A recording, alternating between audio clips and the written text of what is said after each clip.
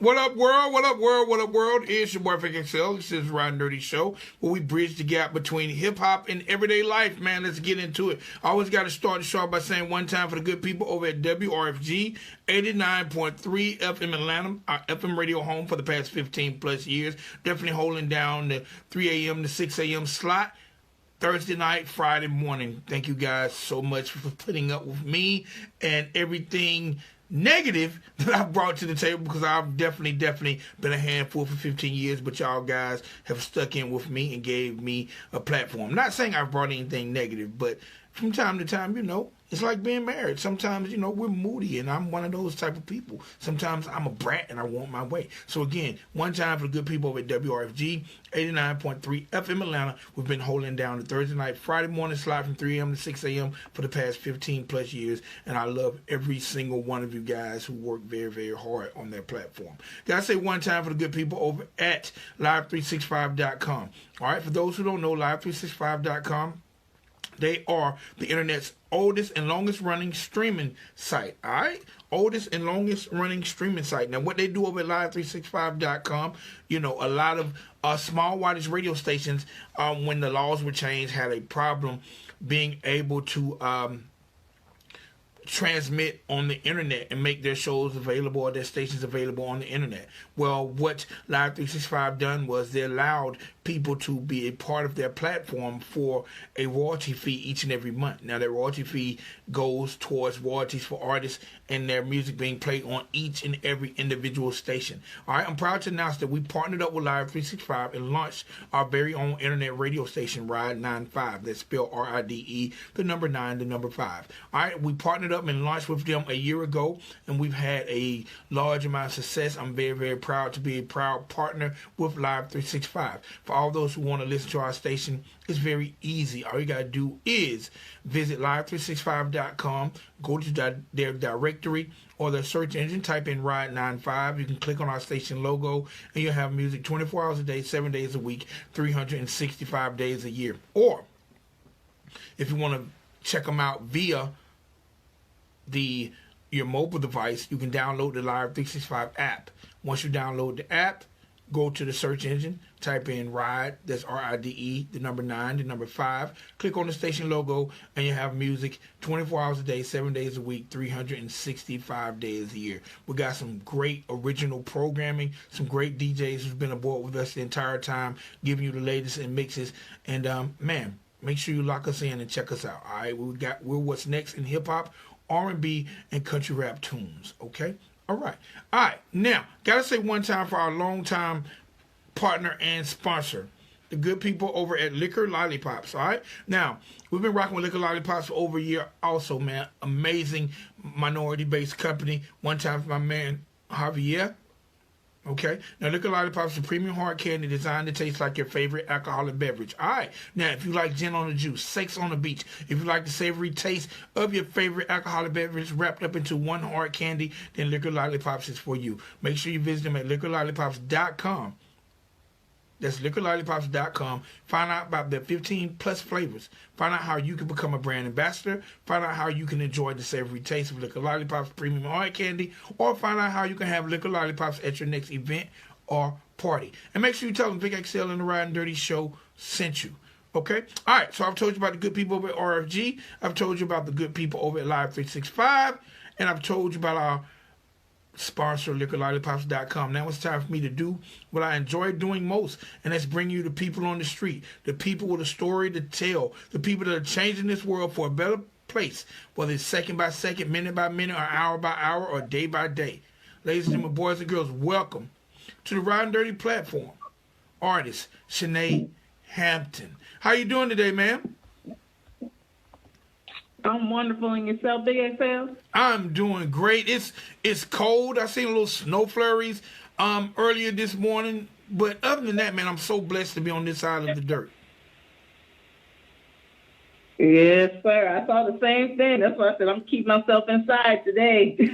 I've been, you know what? I work at night, so I mess around and the weather is so weird, but I got my house so snug and warm that I almost slept the entire day. Ooh. Hey, Hey, that's what I'm talking about. All right, so the first thing I want to do is say thank you for taking the time to come on the show. No, thank you for having me. I really appreciate it. All right, now let's get into the life of Miss Shanae Hampton. Or would you like to be called She? Shay. Shay is my stage name. Shay. You know, I knew that little hyphen was Yes, there. I'm from deep south, so I tend to tear names up, and I see the little hyphen. I'm looking directly at it, and I'm like, "Is it Shay?" You know, hey man, no, blame my tongue, not my heart. But do you prefer Shanae or Shay? Shay. Shay, that's my adopted name. I got that when I was in Oakland. Okay. So everybody deems me Shay, so I went by it ever since. All right, so Shay, let's get into it. Let's take people into a brief journey in the life of Shay. First thing, let the people know where you're from.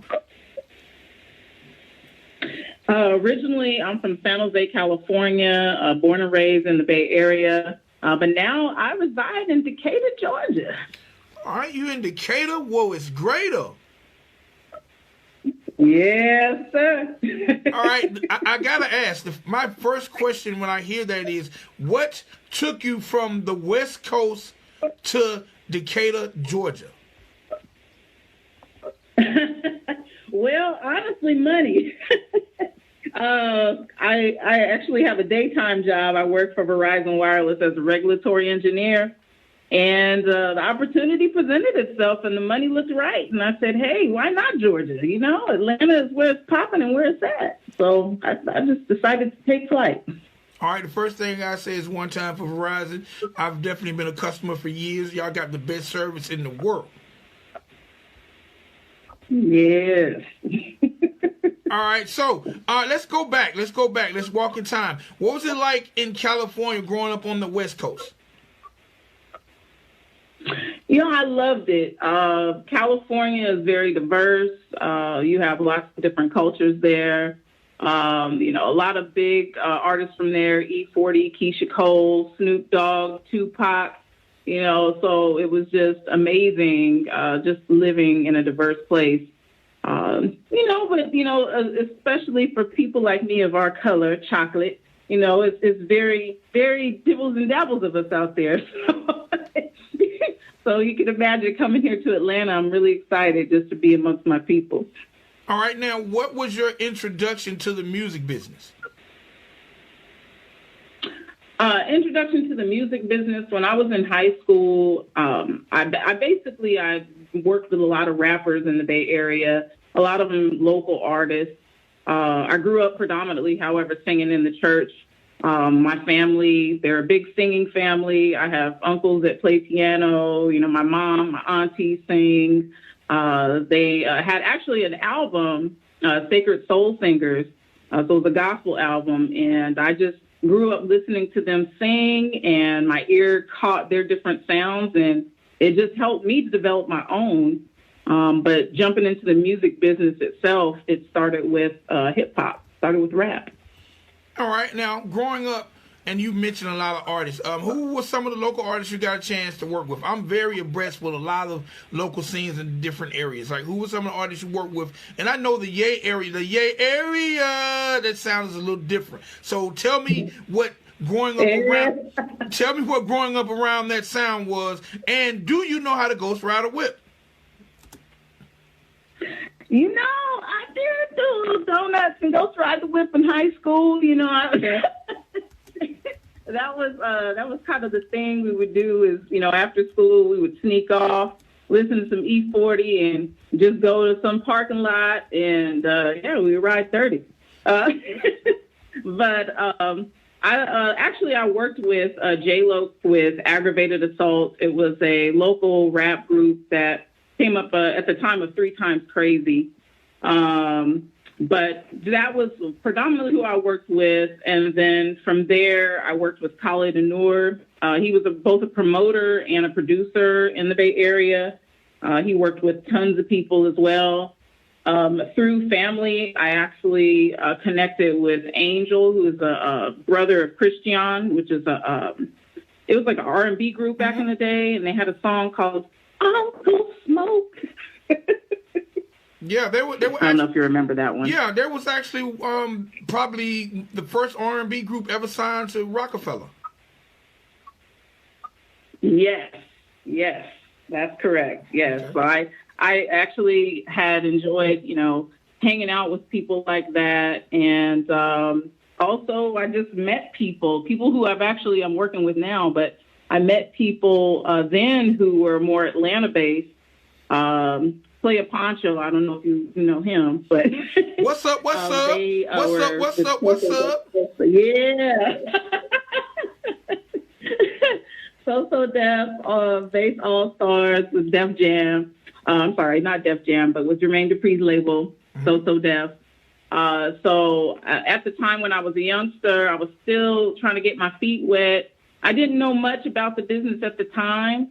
So it was really, really hard for me, especially as a female. You had a very large male presence at that time in the industry. And sometimes, as a female in the industry, they want you to do things to get, to the top. And I just wasn't willing to do those type of things. So it took me a while. All right, so you had some morals and integrity, and there's absolutely nothing wrong with that. I commend that. Also, you have an acting background. Talk a little bit about your acting background. Yes. So I did a lot of stage plays. This was later in my 20s, and that was through the Berklee College of Music in Berkeley, California.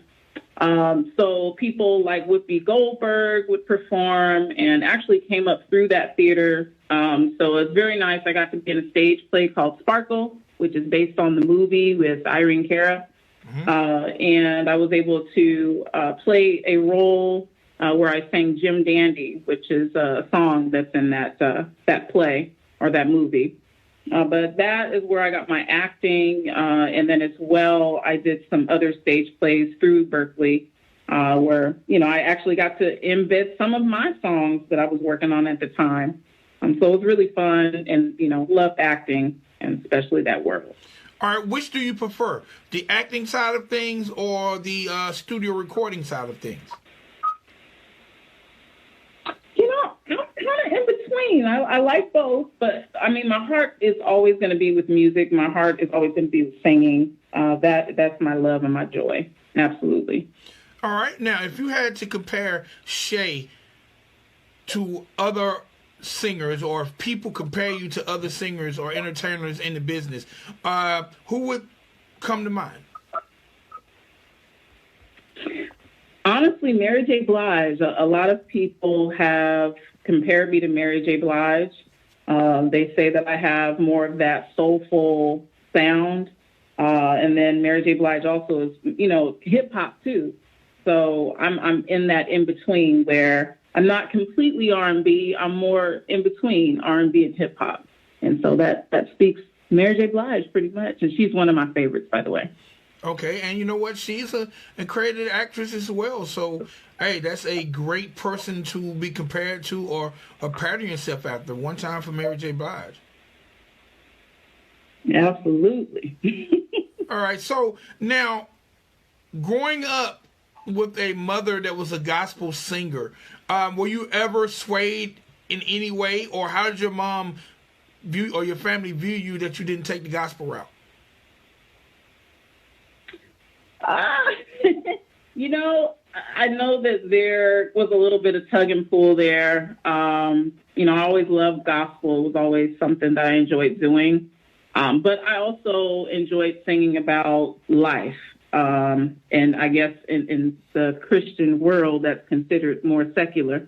But but I believe that everything comes from a divine inspiration. God gives us talents for reasons. And sometimes me singing about a story or an experience that I went through could possibly help somebody else, And so it was like, again, a struggle, but I went with my heart. I went with what I enjoyed doing, and that was, singing about my experiences. And, gospel, again, is always there, but that was my love right there. Okay. How do you feel about women in the industry in 2021? It seems women are definitely doing their thing on the hip hop side, but sometimes it it seems to be a little overly sexed. How do you feel about where women are in 2020, and what's your stance? You know, I actually feel that it's very over sexualized. I understand why a lot of women do it, because it's going to be more appealing, unfortunately. But, as far as where I stand, I've always been more of that person who leaves my moral compass to be genuine. I want to be that good, pure heart. And that's something I also embed in my music. Now, where, I might sing about things that are sexual, when you see me in a video or you see me, in front of a television screen or something, it's not going to be me butt naked, or you're not going to see Shanae or Shay shaking her rump. You ain't going to see my booty shaking everywhere. But, I understand women do it. And another piece of me, too, I look at African culture. And I know that that's something that has just always been in African culture, to not really have clothes on. And so I think it's something embedded in our DNA a little bit, too, But I think now it's just become sexualized, and that's what makes it something that deters me from wanting to have that particular persona. But my stance definitely is I want to bring consciousness back into music. I want to bring love back into music. Everything is sex, sex, sex. And love is where it's at. Love is what we need right now. Definitely in this generation. So I'm going to push that. No doubt. Love is definitely what we need, because we're going through some really, really crazy times. If you had to compare the West Coast to Atlanta when it comes to opportunities for independent artists, how would you compare it? I would say Atlanta has actually a lot more, at this point in time, it has a lot more opportunities. There are a lot of, entrepreneurs now who are, giving platforms to independent artists here, versus in California. It's very hard to get pushed out there. Particularly, I feel like Hollywood has a control over the music industry in general. And so that's what makes it a little harder in California. So it's more of a competition, I feel, in California versus Atlanta. Atlanta, they are pushing people, they're pushing artists. They're giving artists the opportunities to, play their music. And where California, it's a little bit harder to get heard. Okay. All right. Let's talk about some of your releases. I know you're re-releasing a project. Let's talk a little bit about that project. Yes, Rain on My Shine. So about 10 years ago, I had this push. It was a little bit after Michael Jackson had passed away, that something inside of me just said, I have to live my dreams. Life is short, and I had to push out an album. There was just everything in me said, do it. And at the time, I was doing a lot of stage plays as well, as mentioned, and that gave me also extra inspiration to write. So some of the people who I was acting with at the time, I told them, hey, I'm working on this album, this project. Invited some of them to come and sing on the album or rap on the album. And so we all kind of put the project together and came out with Rain on My Shine. Right at the height of me pushing that album out, I actually got pregnant, and I had to make that decision of, whether I wanted to continue in promoting my music, or if I wanted to just do what I felt was right and be a mom, give my daughter a chance to have somewhat of a childhood. And so I kind of pulled the project, and I, chose my daughter instead of my music. Okay. How is it juggling motherhood, a work life, and pursuing music and entertainment? It's rough. It's hard, but, now that she's a little bit older, I also have a son, Tassan, he's older as well. And it's a little bit easier now because, one, I feel, I have a lot more support. And then two, I feel like I've given them their fair chance at, kind of growing with me. And then I'm going to take them into this next phase of my life, with the music, because they're very, very great kids. But as far as work life and just music, it's hard to juggle, but I'm managing. I'm managing somehow just by having support from, different people. And then as well, I'm with an organization called the Hip Hop Fraternity, where they're, allowing me to push my music as well by, giving me access to, Hype Magazine, for instance, Coalition DJs. And there's just a whole bunch of different platforms that I have access to. So it's great to have that support as an artist, especially with juggling all the things that I have to juggle. Okay. Do you see your kids pursuing music? Yes. My son, Tassan, he's a rapper. He goes by the rap name Ten Savvy. And he hasn't actually put out a major project yet, but that's something that's up and coming. We're creating a record label together, myself and my son, Preppy Thug LLC. And my son is going to be the main artist on that label. So you stay tuned for him. He is going to be on this album as well with me. So the album is going to launch March 15th. It's called Love Conscious, and look out for Ten Savvy on tabs in the club. All right, real quick, tell us how to find your son on social media. I'm going to check him out. I'm going to look out for him. Yes, you can follow him. He's on IG. It's at Ten Savvy. That's TNSAVY. That's TNSAVY? Yes, 10, TEN, and then SAVY. All right, I'm going to definitely check him out. All right, now, speaking of social media, how has social media, and we definitely live in a social media era, how has social media changed or influenced or helped you in your musical journey?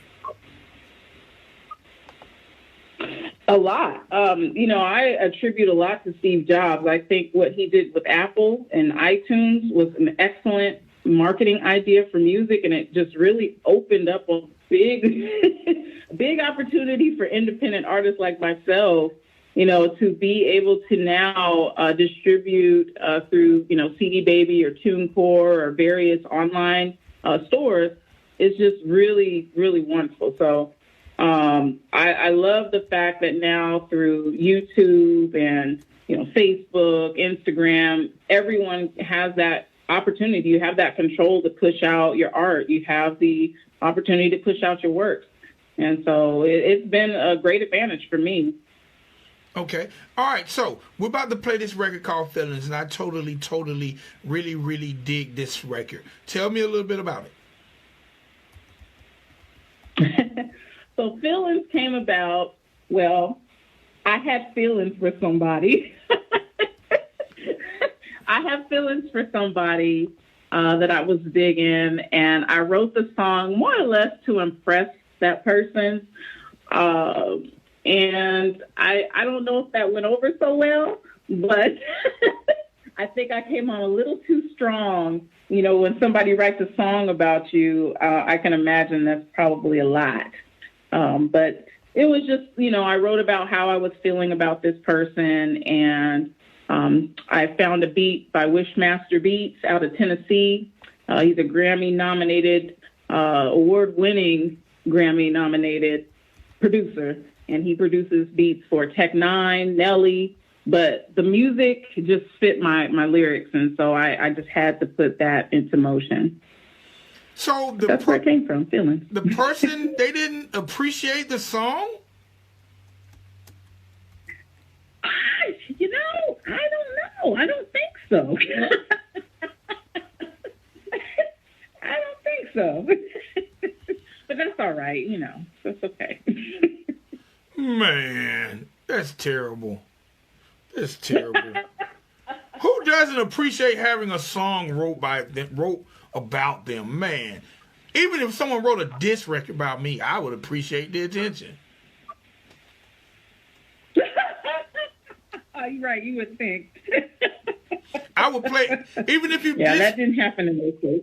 Yeah, if you diss me, I would play it over and over. It would start my morning off. It would let me know that I'm on the right track because I'm on somebody's mind. What the heck? Right. Well, you know what? Forget that person. They lost out. They missed. Yeah, exactly. That's how I feel. Moving on. All right. So look, let the people know how to find you on the World Wide Web, and then I want to get into this song "Feelings." Is "Feelings" going to be on the re-release of your project, or how can people find it as well?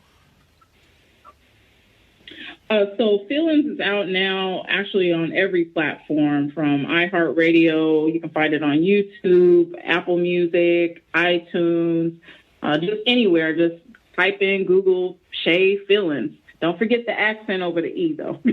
Okay. All right.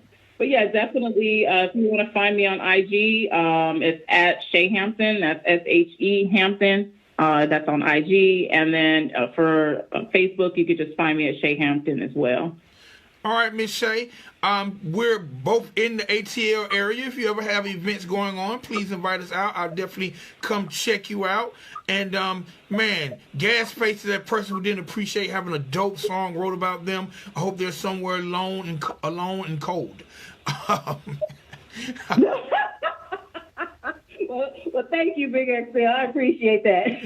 And again, appreciate you for coming on the platform, and take us out by introducing your record. Absolutely. Yes, this is Shay, and you are now going to listen to Feelings. Appreciate it, Ma. Appreciate you. Love you. All right.